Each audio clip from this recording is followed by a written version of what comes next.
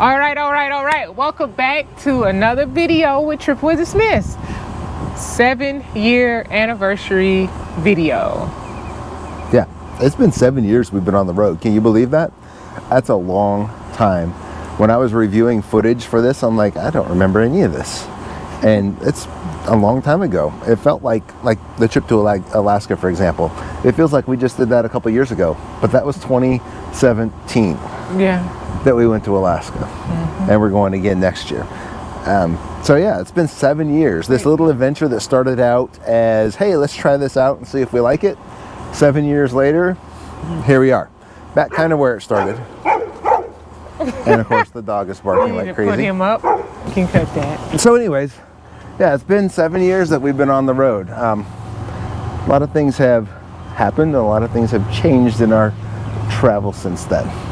So we thought we'd talk about our favorite campsite and a few things that we've learned along the way. That may be tips or tricks or just observations. And let Candace started off with her favorite campsite or favorite camping location. I thought it was favorite place. Favorite place, that's fine. Over the last 7 years? Yeah. What was your favorite place? Ooh, it's so many. I think the rapping off sand. Walked on the beach this morning.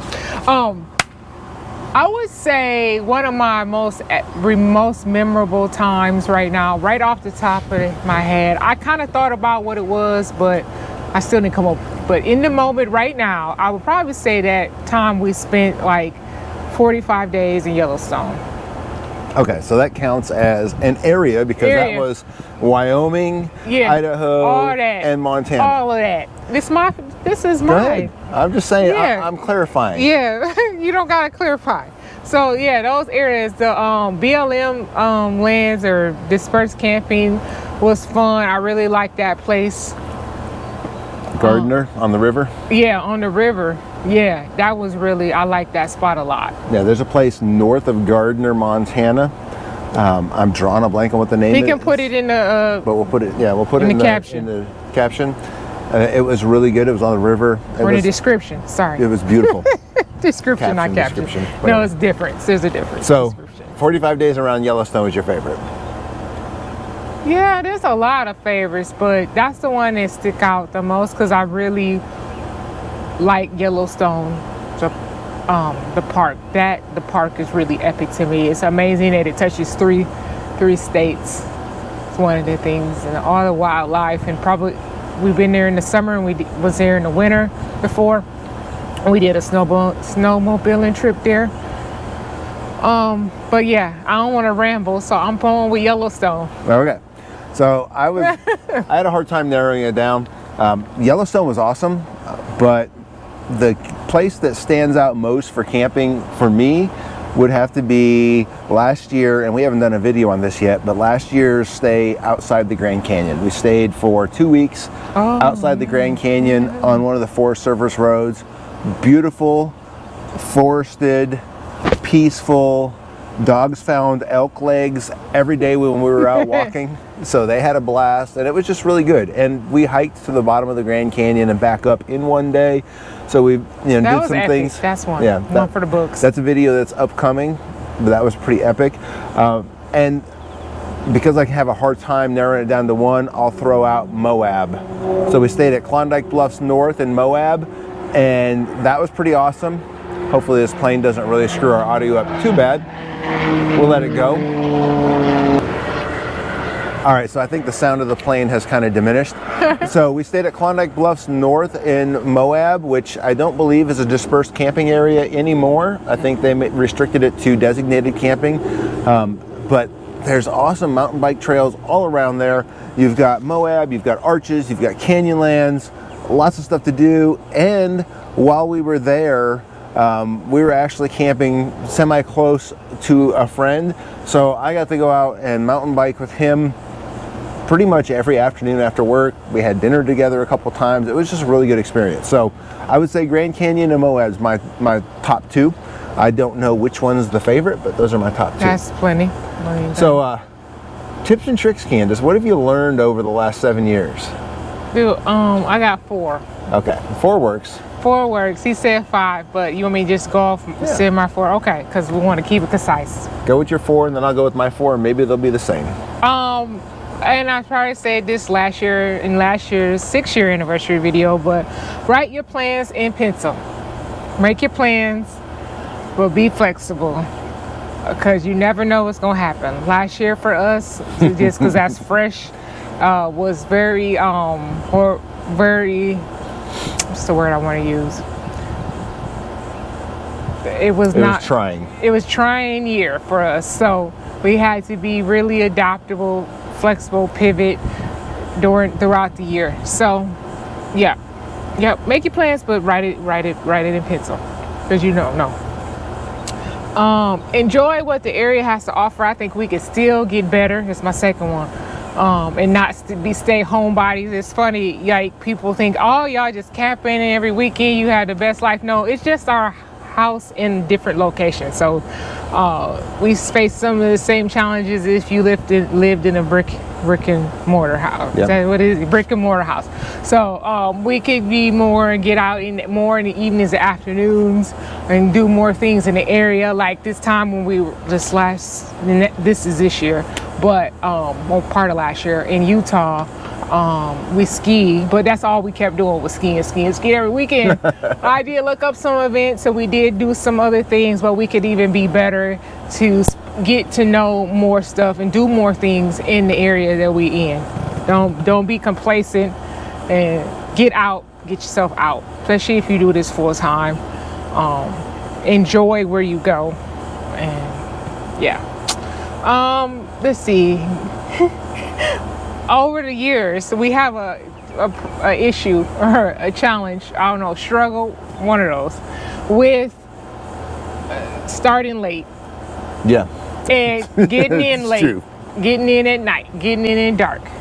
And we're getting better. This last few trips, or a few times in the year, we get out, get early, get in the daylight, which makes less stress for us, especially when we got to back in.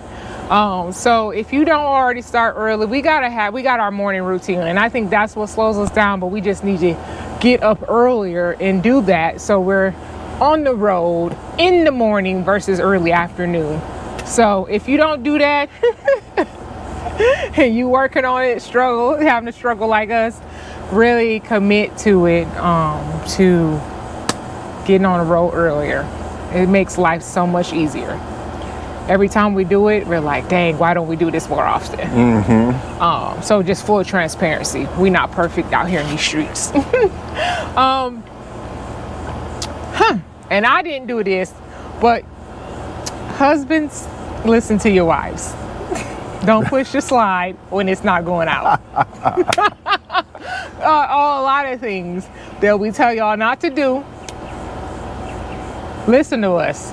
Yeah, we've had there's been several things that I've said, don't do that, and it ended up not being great, because hard head make a soft ass. That's why women live longer than us. They tend to be less risk takers, and we tend to be more, we tend to push the envelope a little bit. So that is my 4, and I thought I had 5, but maybe it'll come to me. But just a real quick recap, write your plans in pencil, enjoy the area, enjoy what the area has. Even if you're there for a specific thing, like skiing, for example, do more than just that. Get an early start as often as possible, so less stress, and then you can get to the park and enjoy the day and see the park in the daylight. Mm-hmm. And then number 4 is listen to us when we tell y'all. Listen to your partner, spouse, whoever. So that's a good list, and I would start my list with the top one slightly different, slightly worded slightly differently. Be flexible, plan some flexibility into your travel schedule. If you're on the road, stuff's gonna happen, right? Tires are gonna blow out, trucks are gonna break down, fifth wheels are gonna have problems, bearings are gonna fail, something is going to happen, right? The other part of something is gonna happen is there's gonna be life events in your family that you would probably need to attend, like people getting married, people having kids, people having significant milestones in their life that they want to suddenly do a celebration of. So you're going to have to alter your plans. Like this year, for example, it started out as we're going to go to Alaska, and then it changed to gas is really expensive and we had a bunch of breakdowns last year, so maybe we'll just kind of putter around west. And then it changed to we're going to go to Florida. So 3 major changes in one planning season. So just be flexible. Right? Don't have rock solid plans, because then you're trying to chase a schedule and life becomes a little bit less enjoyable. The next one, man, have a repair budget. We made it 6 years without any really major repair expenses. Yeah, we had to do some stuff with the fifth wheel. We had to get a slide fixed. We had to get some other stuff done, but you know, that's $2,000. And in the grand scheme of things, $2,000 isn't really that big. You know, $2,000 or $3,000 once a year. Okay, yeah, it's a little bit expensive, but it's not that big. This last year, we totaled a Jeep. We had the clutch go out on the truck, which is $3,500. We had the alternator go out on the truck. We had power steering problems with the truck. So those are fairly minor, but they still add up. And then we had the rear end go out on the truck. And oh, by the way, we had some repairs done on the trailer. So we spent a significant amount of money this last year breaking down and having to move out of the trailer and having to deal with just things. Had that been our first year RVing, to be quite honest, it might have been our last year RVing. We got 6 good years under our belts before we really ran into major problems. Since that, we've been okay. I think we're back to, you know, minor stuff breaking down, because if you think owning an RV is just going to be unicorns and rainbows, these suckers break down. Right, and the trucks that pull them break down. And if you're in a Class A, then the whole unit breaks down. So just be aware of that. Right, have a repair budget. Just because, you know, life has gone on for 5 years with no issues, at some point you're probably going to run into some major issues. So flexible repair budget. I will echo Candace's, hey, try to get on the road earlier in the morning and try to get off the road before dark, because pulling into an unfamiliar campsite after dark is just a recipe for disaster. Our first day on the road, we wrecked the fifth wheel that we're using, pulling in after dark, hitting those god-awful boulders that campsites like to put at the corners. We got both sides, not just one side of the RV, we got both sides of the RV. And I'll put that as minor damage because it was actually pretty cheap to fix, because it was just the J panel. It was just the J panels, which is that tin on the bottom. But still, it was after dark, after a long day, pulled into a park, inexperienced, and, you know, wrecked the fifth wheel. So try to get in during the daylight, especially if it's unfamiliar. And to that end, you know, alter your morning routine. And maybe one thing that we have tried to do, sometimes successfully, sometimes not successfully, no plans the night before a travel day. Right? No going out with friends, no going out with family, no going and doing anything big. It's just stay at home and get ready for travel day. If you do go have earlier, we went to dinner this time before we left to come here, but we did it was earlier in the day, or it was an early dinner. So and I think I'm just going to wrap it up with one other tip / observation. We require internet for our travel. We have to have internet because we both work online. Back in 2017, internet was difficult. You basically had LTE modems is what you could use. In 2024, internet is widely available and easy. I would just say, you know, when you're looking at Starlink and you're like, oh my God, it's $140 a month, that's so expensive. Yeah, unless you paid $500 a month to get LTE data to cover you, which we've done. So I guess where I'm going with that is that internet is much easier these days for those that are on the road. Suck it up, buy Starlink, and have a backup plan, because right now there's trees all around us. Trees all around us means that Starlink doesn't like trees and leaves, so we've got a backup plan. We've got multiple backup plans. In fact, we still do LTE modems, and in this campground we can actually get a hardwired cable modem, which we've done because we're going to be here for a few months. But for your internet, go ahead and get Starlink. It's a total game changer, and then have at least one cellular solution to go with it. Once you've got that in place, you should be pretty solid on your internet. but have multiple options available. Yeah. That wasn't really a planned discussion point, but it's an important discussion point. Huh? Well, we've been doing it. Oh yeah, one other thing. Oh, Seeing how I think I need 5. Don't focus just on national parks. We've focused a lot on national parks, but there's a lot of state parks out there. There's a lot of BLM land out there that's just as beautiful as the national parks. And there's a lot of national forests out there, just as beautiful as the national parks. And again, state parks. There's a lot of stuff to see out there in the world. You might start this out and say, hey, I'm going to do this for a year and see the country. You're not. We've been doing it for 7 years, and we still have probably at least 10 years worth of stuff we want to see. The country is huge. There's a lot to see, right? There's some highlights, right? Yosemite, Yellowstone, Zion, Bryce Canyon, all these major iconic things, but there's so much more to do. So don't just focus on national parks. Get out there and enjoy everything else. Now I'm done. No, you're done. And then... And the jets are flying. We're on NAS Pensacola. The Blue Angels are home. So not only do we have pilot trainers, we've got the Blue Angels that are flying all the time. Yep, they should be starting here around 11. It's 10:17 Central a.m. Central here. I think that's it. It's been a wonderful 7 years. Our actual 7 years is April something. But it's been a great 7 years, and we're still going. I am getting the itch to maybe go part-time and get out home, lay down some roots again, but right now we're still going. And just like, no. I'll be honest, if it was my decision, we would never buy a house again. This is where we're at, but Candace doesn't want to die in the RV. Anyway, so we just had a lovely hiatus for a second. I locked our keys in the car or in our truck today while we're at our house doing our inspection checkout, and I am so anal about locking the doors, like everything. I'm such a habit for me, so I automatically locked it. I expected my hubby to have the keys with him, but he didn't, and so he gave me the most evilest look I have ever seen in a good while. So, you know, has some aggressiveness, like, I'm just not gonna ever lock the doors, you know, all that kind of jazz. Because he tell him what I've been tell him what I've said to you umpteen billion times this week. All week I just been locking the doors. He's like, going in and out, stop locking the doors. But guys, I'm telling you, it's a habit. I can't help it. So don't lock my doors. Don't lock his doors. I won't lock them. I won't lock them. But anyway, so we sat there. I got some work done, got some post up. So I'm not too.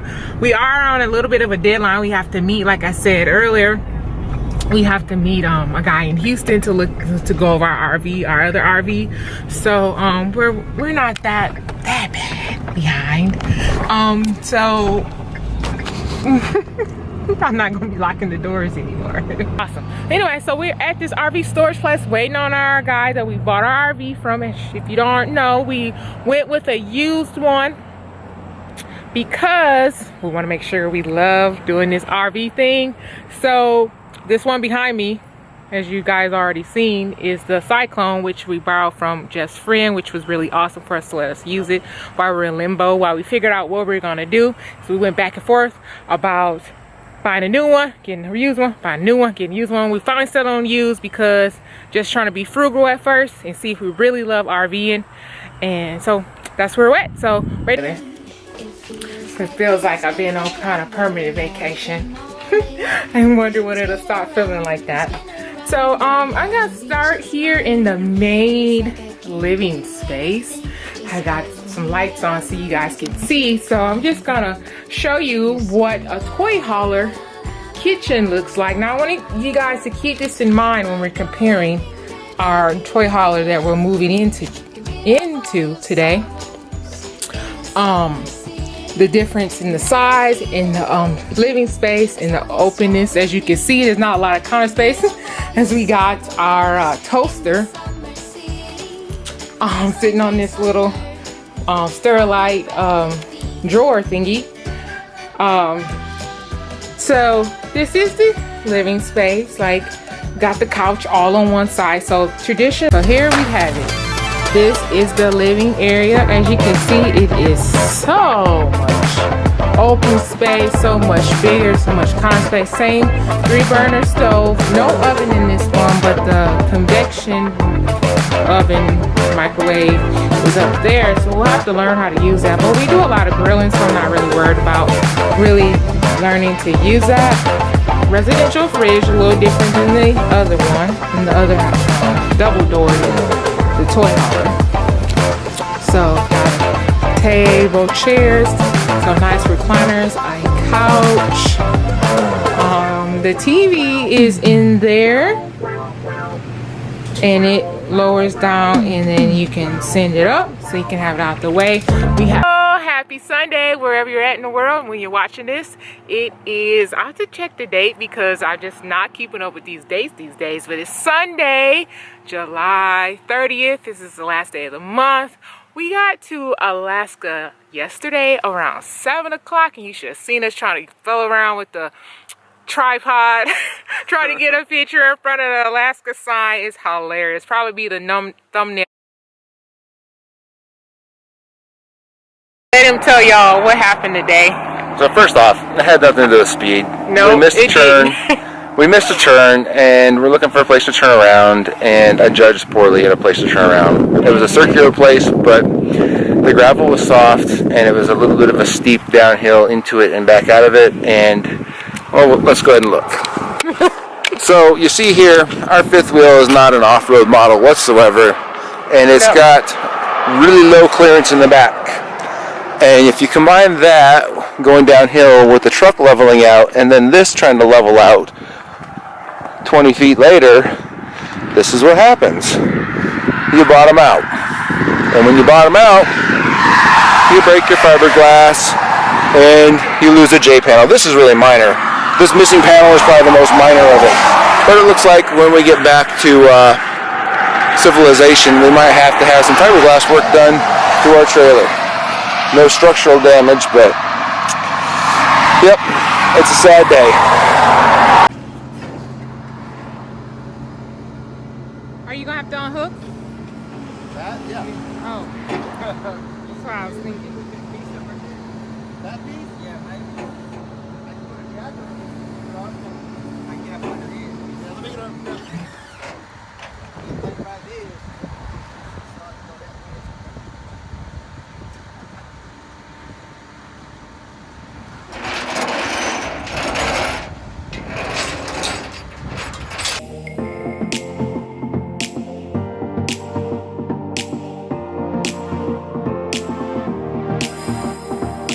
Go ahead. Hi, y'all. Happy Wednesday. It's Wednesday here in Utah at Zion National Park. And we're about to go hiking again. So we're going to share Zion National Park with you today.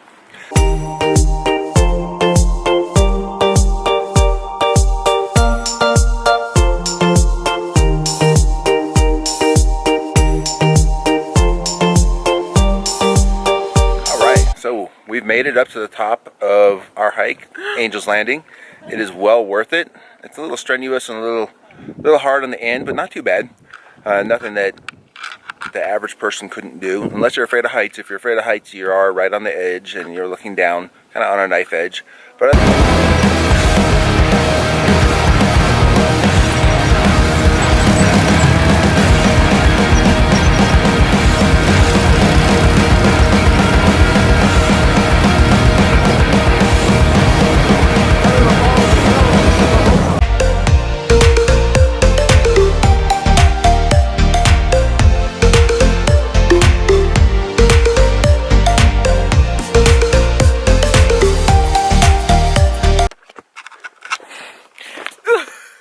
So hi everyone, here we are.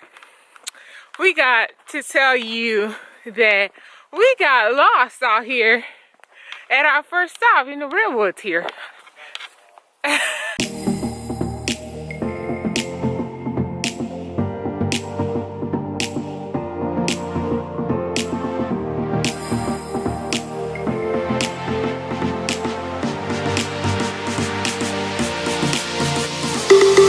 talking about our first tow, y'all.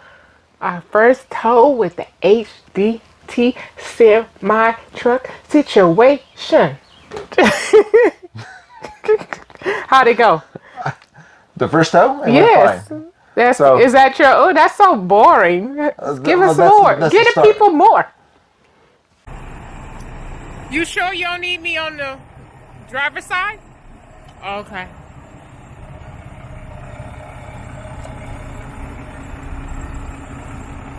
You're not too close to that branch, are you?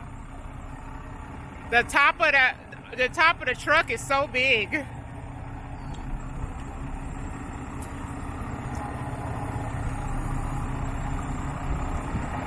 You got a little bit. Yeah. Yay.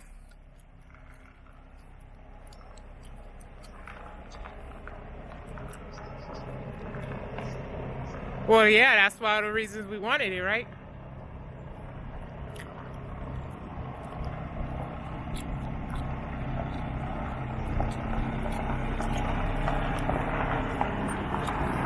Yep.